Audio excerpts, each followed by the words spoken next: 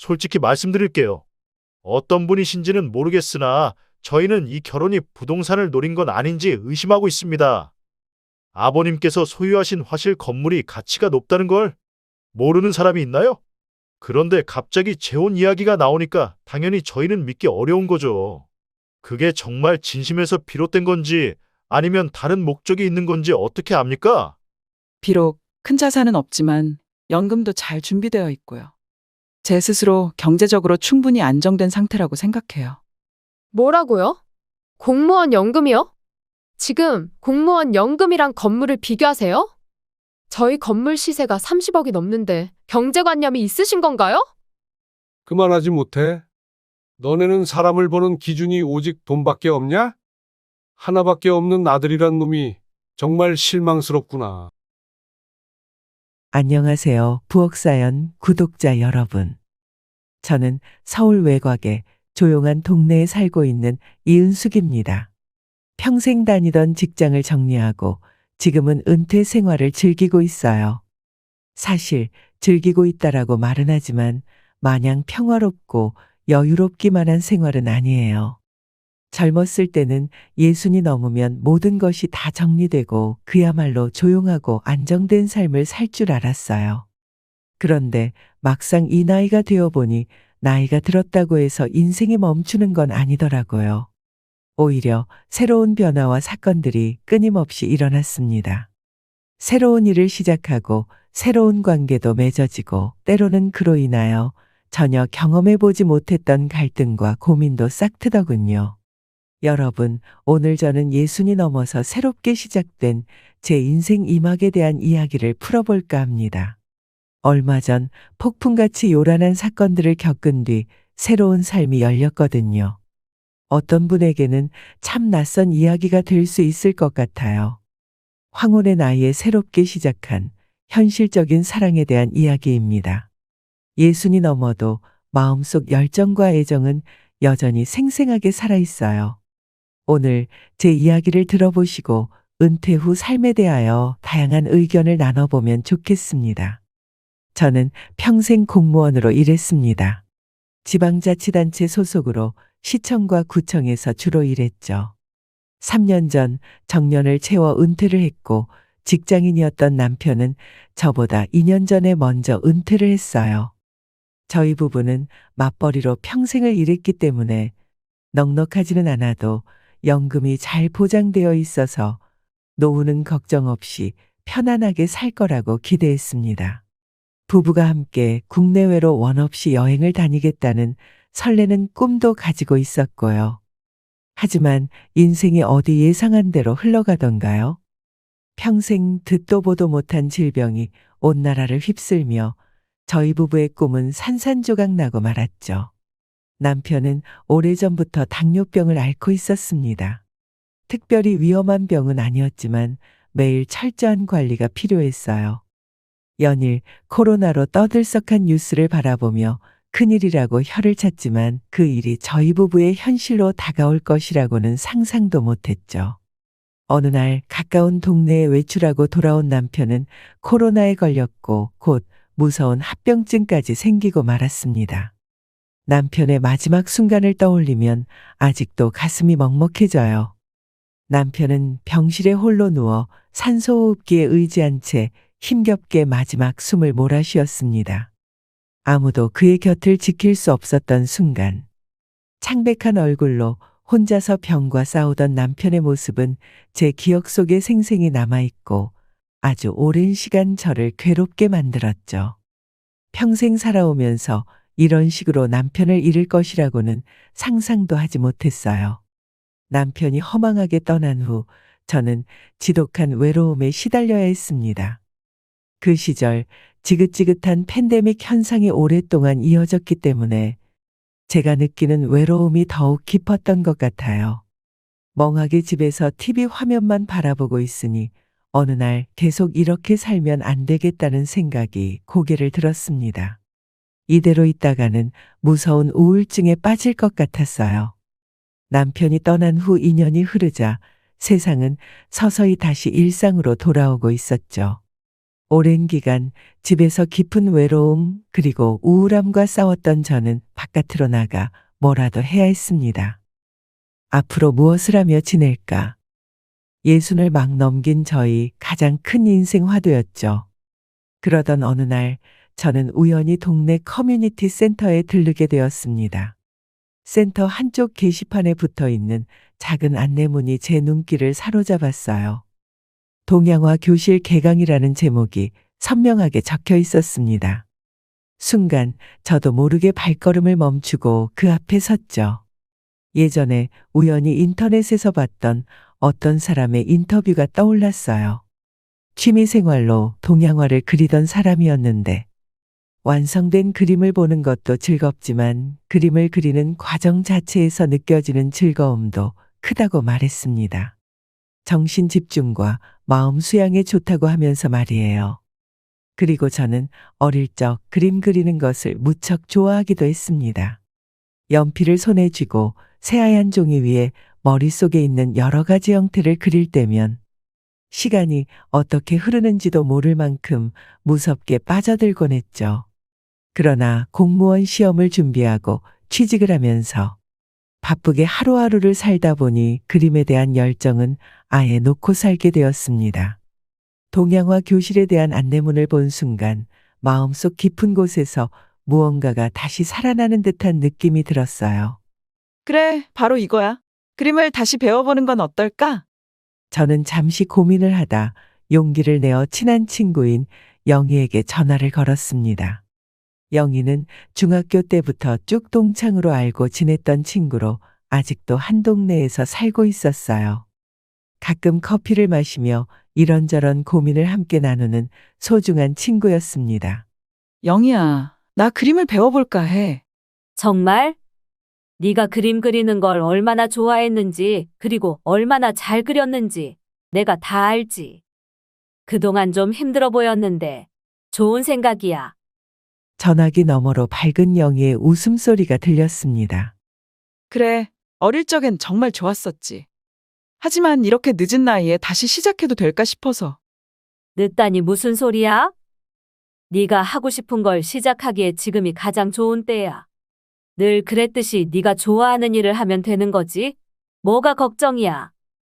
영희의 힘찬 대답에 저는 마음이 한결 가벼워지는 것을 느꼈지요. 그 후에도 영희는 진심 어린 응원을 아낌없이 보내주었고 저는 미소를 지으며 전화를 끊었습니다. 커뮤니티 센터의 동양화 교실에 첫 발을 들였을 때도 낯선 일을 시작한다는 생각에 설레기보다는 조금 불안했어요. 문을 열고 들어가자 하얀 캔버스들과 붓, 먹물 냄새가 가득한 교실이 눈에 들어왔습니다. 학생들은 모두 각자의 자리에 앉아 화판 앞에 집중하고 있었고 그 중에는 나이도 저보다 어려 보이는 사람들도 많이 보였어요. 그들과 함께 새롭게 시작한다는 것이 내심 두렵기도 했습니다. 그때 동양화 선생님이 환한 미소로 다가오셨습니다. 저와 비슷한 연배로 보였죠. 어서 오세요. 그림은 나이와 상관없이 누구나 할 수 있는 일이에요. 오늘부터 천천히 배워가요. 제가 자리를 잡고 앉자 책상 위에 놓인 하얀 종이와 붓이 시야에 들어왔습니다. 처음으로 붓을 잡았을 때 생각보다 묵직했고 손끝이 조금 떨리는 듯한 느낌이 들었어요. 오랫동안 잊고 있었던 이 감각이 다시금 생소하게 다가왔지만 동시에 반갑게 느껴지기도 했습니다. 선생님은 부드럽게 선을 긋는 시범을 보이며 설명을 해주셨어요. 이제 먹을 붓에 찍고 천천히 선을 그어보세요. 자연스럽게 힘을 빼고. 저는 조심스럽게 붓을 들어 종이 위에 첫 선을 그었습니다. 처음엔 서툴렀지만 먹물이 종이 위로 스며들면서 묘하게 평온한 감각이 느껴졌어요. 붓이 종이와 닿을 때마다 마음 한구석이 차분해졌고 그 순간만큼은 모든 불안과 두려움이 사라지는 듯했습니다.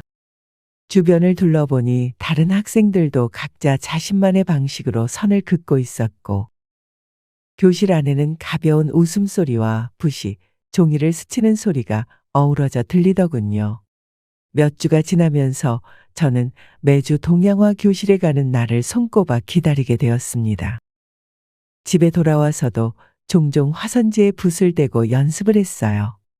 그림을 그리는 시간이 점점 더 즐거워졌고 무엇보다도 그 시간 동안 저 자신을 다시 찾는 느낌이 들었습니다. 남편과 함께하던 시간은 여전히 그리웠지만 이제는 그 기억을 품고 새로운 이야기를 써내려갈 용기가 조금씩 생겨났죠. 어느 날 수업이 끝난 후 선생님이 저를 불러 세웠습니다. 여사님, 오늘 그리신 그림을 보니 정말 재능이 있으신 것 같아요. 몇 번 더 연습해 보시면 좋겠어요. 그림에 대한 열정이 느껴집니다. 아직 멀었지요. 동양화를 그려본 건 처음이라. 여기저기 서툰 게 많아요.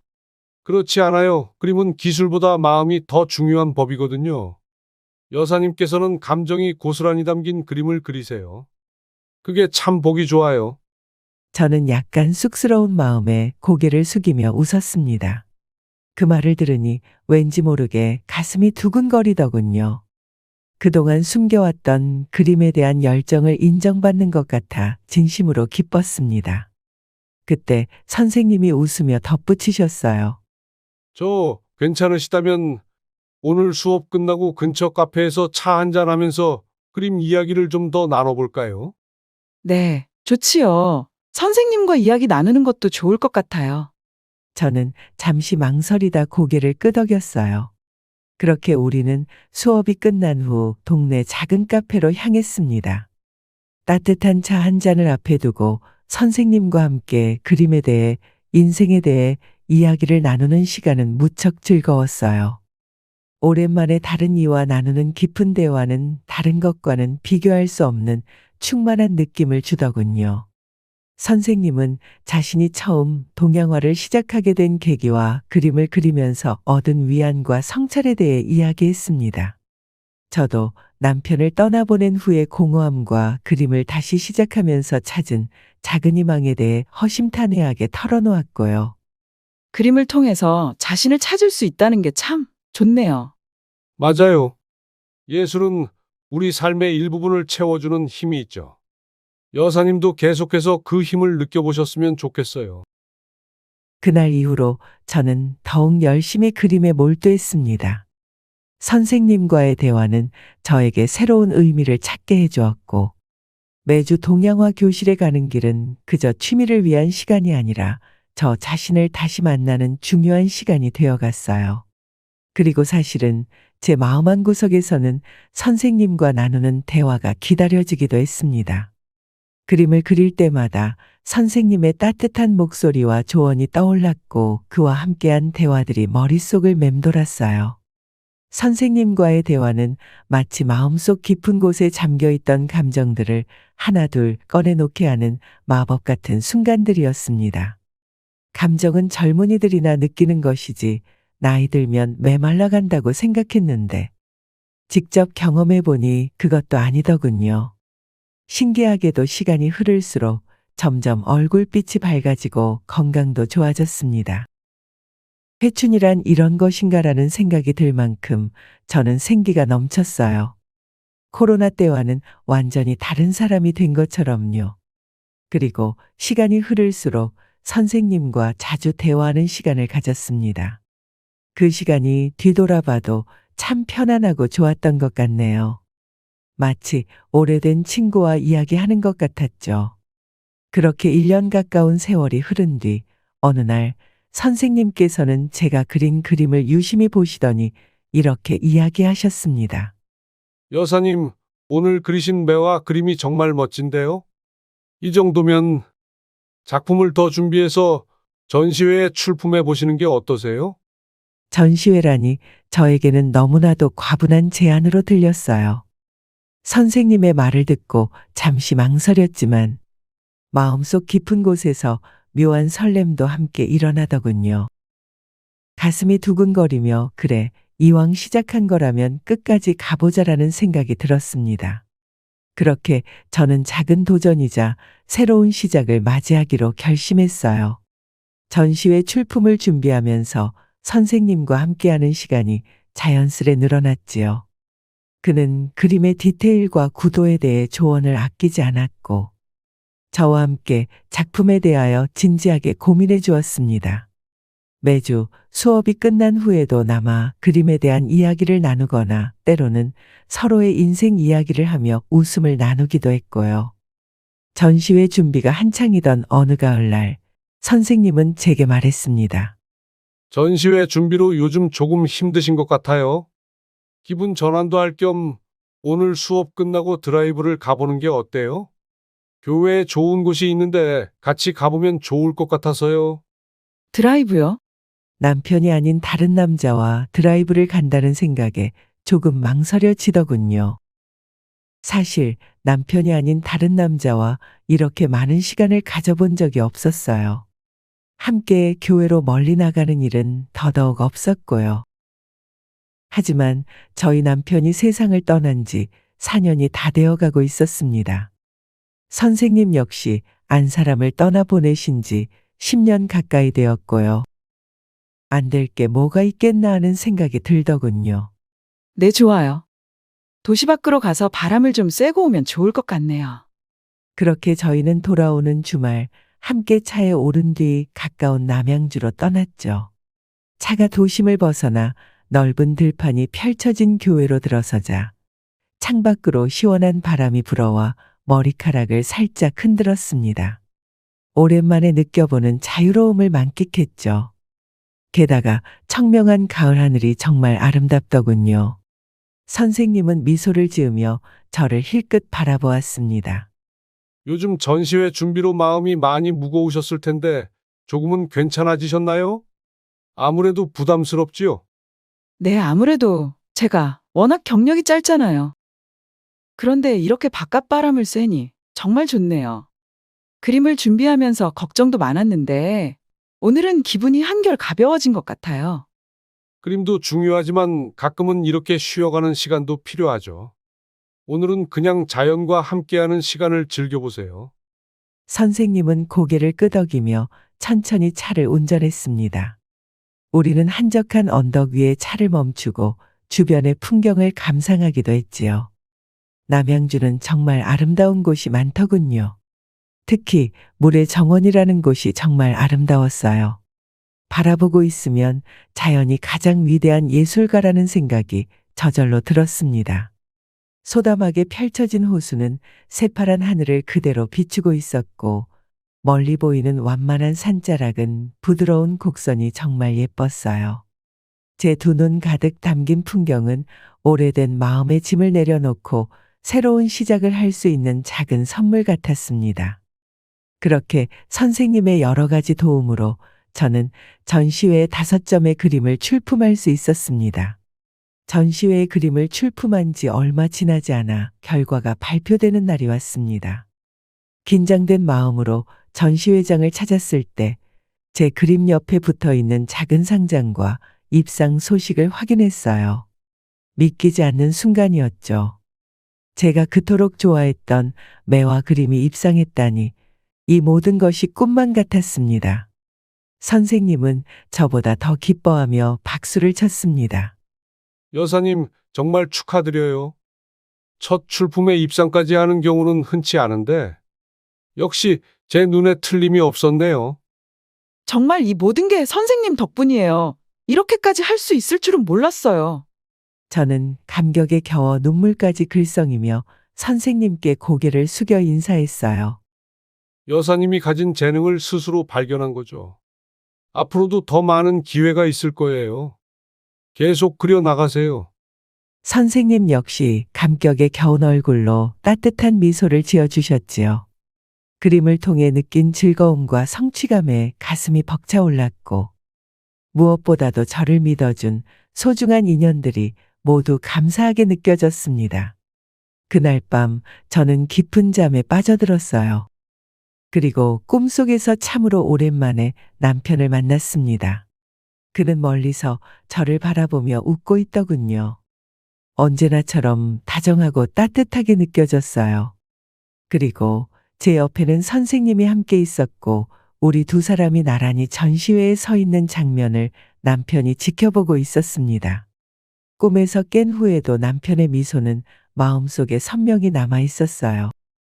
그것은 마치 남편이 하늘에서 제게 보내는 축하 인사 같았고, 저는 오랜만에 남편 생각에 눈물도 조금 흘렸지요.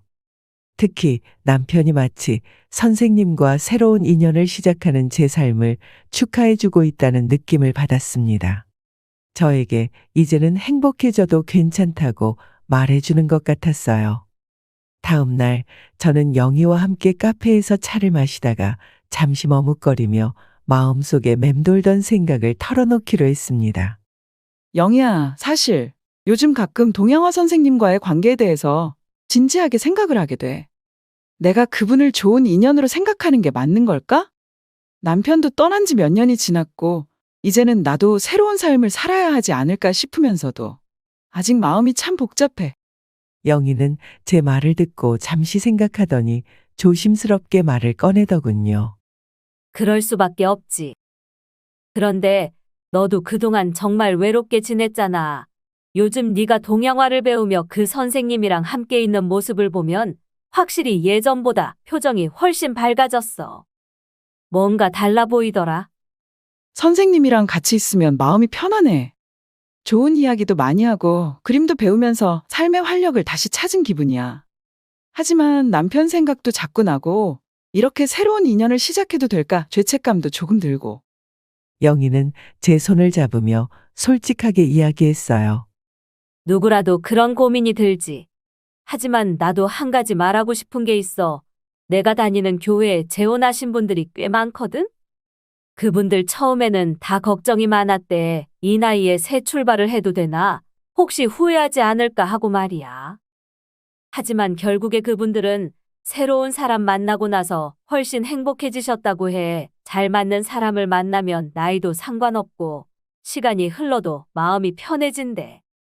저는 잠시 생각에 잠겼습니다. 영희의 말은 현실적이면서도 제 마음에 와 닿았어요.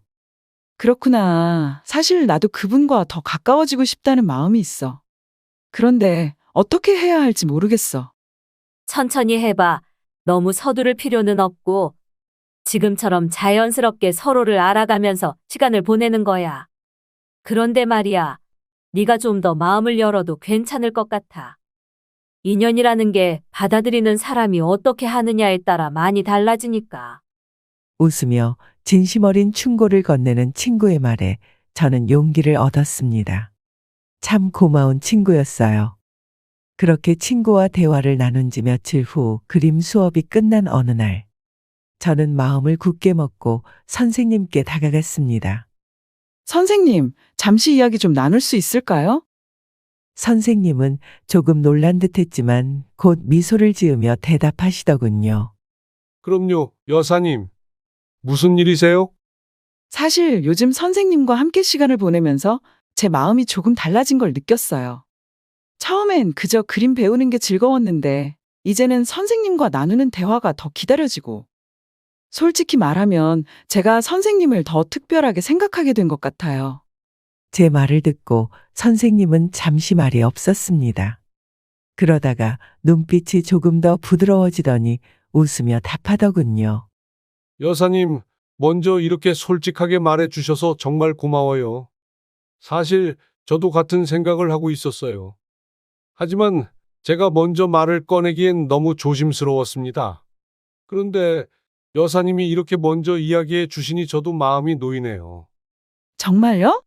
선생님도 그렇게 생각하고 계셨던 거예요? 네, 그렇습니다. 여사님과 함께 시간을 보내면서 저도 마음이 조금씩 열리는 걸 느꼈어요. 여사님과 함께 있을 때 참 편안하고 즐거웠어요. 이렇게 같은 마음이라니 정말 기쁩니다. 그렇게 저와 선생님의 인연은 시작되었습니다. 이 나이에 새로운 사람과 연애를 할 수 있을까? 만약 한다면 젊은 시절과는 어떻게 다를까? 여러 가지 상상을 했지만 황혼에 시작한 사랑도 젊은 시절의 그것과 크게 다르지 않더군요. 함께 좋은 곳을 다니고 맛있는 음식을 먹으며 때로는 서로 깊이 있는 대화를 나누었어요. 이렇게 몇 개월간 우리는 소중한 추억을 하나하나 쌓아갔습니다. 젊은 날의 설렘과 다를 바 없는 감정들이 다시금 제 마음속에 피어오르는 것을 느끼며 인생의 두 번째 장을 맞이하고 있었죠. 그러던 어느 날 선생님과 함께 제주도로 여행을 떠났습니다. 떠나기 전부터 선생님은 어딘가 긴장된 모습이었지만 그때만 해도 그가 무슨 생각을 하고 있는지 꿈에도 몰랐지요. 이국적인 해안도로를 달리며 제주도의 푸른 바다와 초록빛 오름들이 펼쳐진 풍경을 만끽했고 곶자왈이라고 불리는 신비로운 원시림도 함께 둘러보며 즐거운 시간을 보내고 있었어요. 그러나 어느 작은 카페에 들렀을 때 선생님의 표정이 사뭇 진지해지더군요. 그는 무언가 결심한 듯한 눈빛으로 저를 바라보며 조용히 입을 열었습니다. 여사님, 사실 이곳에서 꼭 드리고 싶은 이야기가 있습니다. 요즘 들어 생각이 많았어요. 생각이요? 무슨 말씀을 하시려고요? 그는 잠시 망설이더니 한숨을 깊게 쉬고 말을 이어갔어요. 이제 서로의 마음을 확인한 만큼 저희 관계를 좀 더 진지하게 생각해 볼 수 있을까요? 저는 여사님과 함께 남은 인생을 나누고 싶습니다. 재혼을 고려해 보는 게 어떨까요? 그 말을 듣는 순간 제 가슴은 크게 요동쳤습니다. 선생님의 말은 너무나 갑작스러웠거든요. 한편으로는 기쁨이 밀려왔지만 사실 그보다 더 크게 다가온 감정은 혼란과 두려움이었습니다. 저는 재혼을 전혀 생각해 본 적이 없었으니까요. 그냥 지금처럼 좋은 관계를 유지하며 평온한 나날을 보내면 그걸로 충분하다고 생각했거든요. 머릿속에는 복잡한 생각들이 휘몰아쳤습니다. 무엇보다 자식들이 가장 먼저 떠올랐어요. 내가 재혼을 한다면 아이들은 나를 어떻게 생각할까? 아빠가 떠난 지 몇 년 되지 않았는데 엄마가 새로운 사랑을 찾는 걸 받아들일 수 있을까? 나를 부끄러워하지는 않을까? 이런 생각들이 머리에서 떠나지 않았습니다. 그 아이들에게 저는 늘 든든한 어머니였거든요. 재혼이요? 왜요? 사실 저는 지금처럼 이렇게 지내는 것도 충분히 좋은데 꼭 결혼을 할 필요가 있을까요? 저는 내심 복잡한 심경을 감추지 못하고 솔직하게 대답했습니다. 그런데 선생님은 고개를 끄덕이며 이렇게 설득하더군요. 물론 지금도 참 좋아요. 하지만 100세 시대잖아요. 앞으로 살아가야 할 날이 많은데 좀 더 가깝게 지내고 싶습니다. 욕심일지 몰라도 저는 여사님이 완전한 가족이 되어주셨으면 좋겠어요. 그의 말에 담긴 외로움이 제 가슴을 찔렀습니다. 연애로는 채울 수 없는 일상적 외로움에 대하여 선생님은 말하고 있었어요. 아플 때는 서로를 의지하고 좋은 일이 있으면 함께 누리는 완전한 가족의 모습이 그가 꿈꾸는 것이었죠. 그 순간 저도 모르게 그의 말이 점점 제 마음에 스며들고 있음을 느꼈습니다. 사실 가족이 된다는 것은 참으로 매력적인 제안이었어요. 저 역시 가족을 잃은 후 무서운 외로움에 빠져본 적이 있었으니까요. 제 곁에 다시 누군가가 있다는 것만으로도 더 이상 무엇도 무섭지 않을 것 같았습니다. 우리는 그 카페에서 아주 오랫동안 재혼과 가족에 대해 이야기를 나눴어요. 선생님은 제 손을 놓지 않고 진심을 담아 마음을 전했고 저 역시 그 대화를 통해 마음이 점점 열리기 시작했죠. 오랜 대화 끝에 결국 저는 결심했습니다. 나의 두 번째 인생을 이 사람과 함께 나누기로요. 제주도 여행을 마치고 돌아온 후 저는 우리 두 딸 민서와 윤서를 집으로 초대했습니다. 그동안 제 마음속에서 가득 차 있던 이야기를 이제는 솔직히 꺼내야 할 때라고 생각했거든요. 두 딸 앞에 앉아 있자니 마음 한구석이 조여오는 듯한 긴장이 느껴졌어요. 딸들에게 어떻게 말해야 할지 수없이 머릿속에서 연습을 해보았지만 막상 그 순간이 되니 말이 쉽게 나오지 않았습니다. 두근거리는 마음을 풀기 위해 먼저 따뜻한 차를 한 잔 우렸어요. 영희에게 선물 받았던 차인데 알싸한 생강과 구수한 작두콩 그리고 향기로운 국화가 블렌딩된 너무 맛있는 차더라고요. 지금처럼 긴장되는 순간 몸을 따뜻하게 하고 마음을 차분히 진정시켜주는데 좋았죠. 차를 내어 거실로 가져가자 민서와 윤서는 차가 너무 맛있다며 눈을 동그랗게 뜨고 칭찬하더군요. 차 덕분에 긴장이 많이 풀어졌죠. 그래서 잠시 머뭇거리다가 결국 입을 열었습니다. 얘들아, 엄마가 너희한테 할 얘기가 있어. 사실 엄마에게 사랑하는 사람이 생겼어. 그리고 그분과 재혼을 생각하고 있고. 제 말이 끝나기가 무섭게 두 딸의 눈동자가 휘둥그레졌습니다. 민서도 윤서도 놀란 얼굴로 저를 바라봤죠. 그 순간 제 심장은 쿵쾅대며 더욱 빨리 뛰기 시작했습니다. 걱정스러운 마음에 속이 바싹 타들어갔어요. 혹시 실망할까, 아버지를 기억하는 마음이 상처받을까 염려되었거든요. 잠시의 침묵이 흐른 후 민서가 먼저 입을 열었습니다. 예상치 못한 차분한 목소리로 말이죠. 엄마, 그동안 혼자 계셔서 많이 걱정했어요. 그 동양화 선생님, 맞죠? 그렇다면 저는 안심하고 응원해 드릴 수 있을 것 같아요. 그분 참 좋은 분 같았거든요. 민서의 말이 끝나자 윤서도 곧장 말을 이었습니다. 첫째와 달리 활달한 성격의 둘째는 호탕하게 말했어요. 맞아요. 요즘 황혼 연애하는 분들도 많고 그걸 통해 더 큰 행복을 찾는 분들도 많잖아요. 전 무조건 찬성이에요. 엄마가 행복하시면 우리도 행복한 거예요. 딸들의 예상치 못한 반응에 저는 어리둥절할 정도였습니다. 혼란스러움과 반발이 있을 것이라 예상했지만 그 대신 따뜻한 격려와 지지가 돌아왔어요. 순간 가슴이 벅차오르며 이 아이들이 진정으로 어른이 되었구나 하는 생각에 감개무량했습니다. 딸아이들의 응원과 배려가 제게 얼마나 큰 위로가 되었는지 말로 다 표현할 수 없을 정도였죠. 하지만 제 기쁨은 그리 오래가지 않았습니다. 선생님을 만난 날 저는 딸들이 재혼을 응원해 주었다는 기쁜 소식을 전했어요. 선생님도 기뻐할 거라 기대했죠. 그러나 선생님의 얼굴은 조금 어두워 보였습니다. 뭔가 고민을 안고 있는 듯한 표정이었어요. 사실 제 아들은 결혼을 반대하고 있습니다.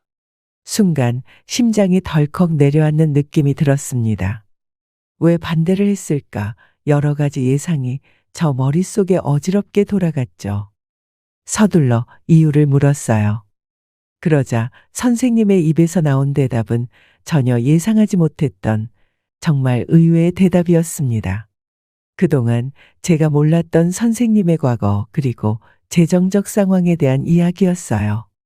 선생님은 젊었을 때 사업가였고 그 사업으로 꽤 많은 재산을 모았다고 했습니다.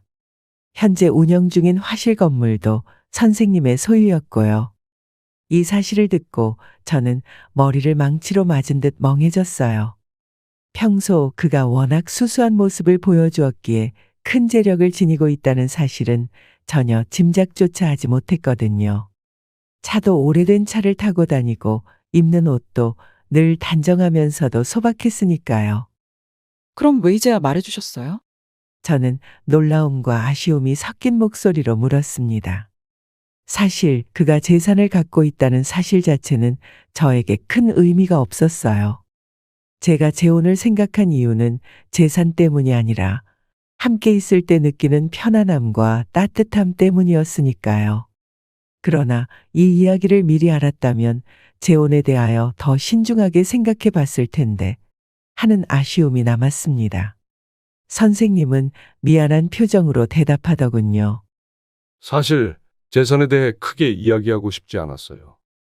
자랑하고 싶지도 않았고 그런 부분이 우리 관계에 영향을 미치지 않았으면 했습니다. 그의 마음을 이해하면서도 살짝 복잡한 감정을 느꼈습니다. 선생님의 아들이 결혼을 반대하는 이유도 바로 이 재산 때문이었습니다. 아들은 그가 재혼을 하면 재산 분할에 대한 문제가 생길까봐 걱정하고 있었던 거죠. 모든 이야기를 듣고 나니 반대를 하는 아들의 입장이 충분히 이해가 되었어요. 저에 대하여 잘 알지도 못하고 아버지의 재산은 많으니 누구라도 당연히 의심을 했을 겁니다. 선생님은 아들이 저를 직접 만나면 생각이 바뀔지도 모른다고 말했습니다. 저도 이미 재혼을 결심한 만큼 그들과 이야기를 나눌 필요성을 느꼈죠. 그렇게 우리는 선생님의 아들과 며느리를 만나기로 했습니다. 만남의 날 카페로 향하는 발걸음이 얼마나 떨렸는지 몰라요. 이 나이에 이런 자리에서 새로운 인연의 출발을 논하게 될 줄이야. 누가 상상이나 했을까요? 카페에 도착하니 아들과 며느리는 이미 와서 앉아 있었습니다. 둘 다 고급스러운 옷차림에 세련된 액세서리로 치장한 모습이었죠. 저는 그들의 날카로운 표정과 차림새에 순간 기가 죽을 뻔했지만 마음을 다잡고 당당하게 이 자리에 임하겠다고 다짐했습니다. 처음에는 서로 가벼운 인사를 나누며 앉았지만 아들은 바로 직설적인 대화를 시작했어요. 솔직히 말씀드릴게요. 어떤 분이신지는 모르겠으나 저희는 이 결혼이 부동산을 노린 건 아닌지 의심하고 있습니다. 그의 첫마디에 공기가 한순간 무거워졌습니다. 이어지는 말은 더욱 냉정했죠. 아버님께서 소유하신 화실 건물이 가치가 높다는 걸 모르는 사람이 있나요? 그런데 갑자기 재혼 이야기가 나오니까 당연히 저희는 믿기 어려운 거죠. 그게 정말 진심에서 비롯된 건지 아니면 다른 목적이 있는 건지 어떻게 압니까? 선생님은 인상을 찌푸리며 단호하게 말했습니다. 정훈이 너, 내가 몇 번을 말해? 상대방에 대한 예의를 좀 갖추라고. 너희가 그런 의심을 하고 있다고 해서 이렇게 사람을 앞에 두고 면전에서 그런 말을 해도 되는 거냐? 아버지, 이런 이야기 하려고 지금 이 자리 마련하신 거 아니에요? 이런 말도 못하게 할 거면 왜 만나서 이야기하자고 하셨어요?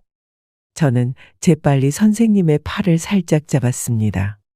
분위기가 더 나빠지기 전에 저부터가 그들의 걱정을 이해하고 있다는 사실을 말해주고 싶었죠. 저도 이해합니다. 불안하실 수 있어요. 하지만 저는 정말 재산에 대해 전혀 몰랐습니다. 욕심도 없고요. 그저 남은 생을 함께 할 수 있기를 바라는 마음뿐이에요. 그걸 어떻게 믿죠? 아버지만큼 자산이 있으신가요? 하지만 아들은 여전히 냉소적인 태도를 풀지 않으며 날카롭게 물었고 저는 가슴이 싸늘해지는 느낌을 받았습니다. 비록 큰 자산은 없지만 평생 공무원으로 성실하게 일하며 부끄럽지 않게 살아왔어요. 덕분에 연금도 잘 준비되어 있고요. 제 스스로 경제적으로 충분히 안정된 상태라고 생각해요. 그런데 왜 제가 선생님의 부동산을 노리겠어요? 제 말이 끝나자마자 며느리가 어이가 없다는 듯 헛웃음을 터뜨리며 가시 돋친 말을 던지더군요. 뭐라고요? 공무원 연금이요? 지금 공무원 연금이랑 건물을 비교하세요?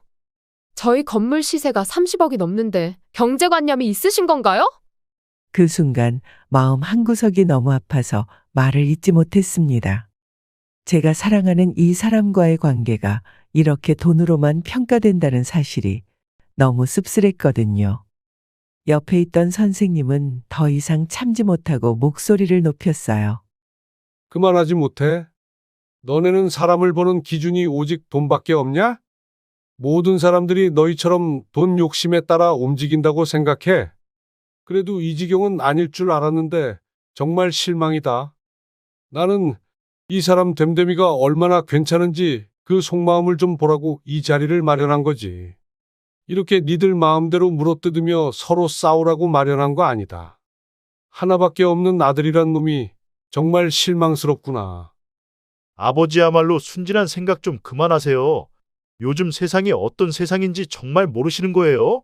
30억이 얼마나 큰 돈인데요. 그 재산이면 어떤 사기꾼이 붙어도 이상하지 않아요. 그리고 제가 왜 이러는지 아버지가 더 잘 아실 거잖아요. 그 건물 저한테 아직 제대로 상속을 안 하셨으니까 불안해서 그렇죠.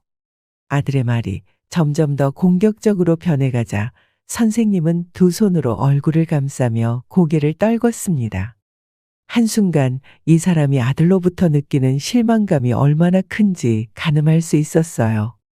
그동안 이 재산 문제로 얼마나 많은 갈등을 겪었는지 짧은 대화 속에서도 너무도 뚜렷하게 느껴졌죠. 아들은 마지막으로 한마디를 던졌습니다. 그렇게 재혼이 하고 싶으시면 건물을 제 명의로 넘기세요. 그러면 두 분이 재혼을 하시든 이민을 가시든 더 이상 아무런 상관하지 않겠습니다. 잠시 정적이 흘렀고 그 무거운 공기 속에서 누구도 더 말을 이어가지 않았어요.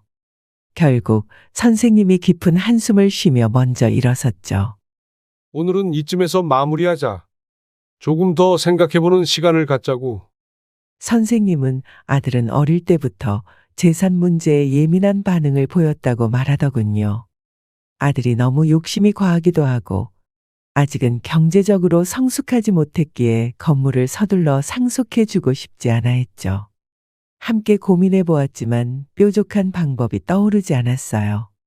그러던 중 전혀 예상치 못한 사람에게서 해결의 실마리가 나왔습니다. 바로 제 오랜 친구 영이었죠. 처음에는 가볍게 고민을 털어놓을 생각으로 만났습니다.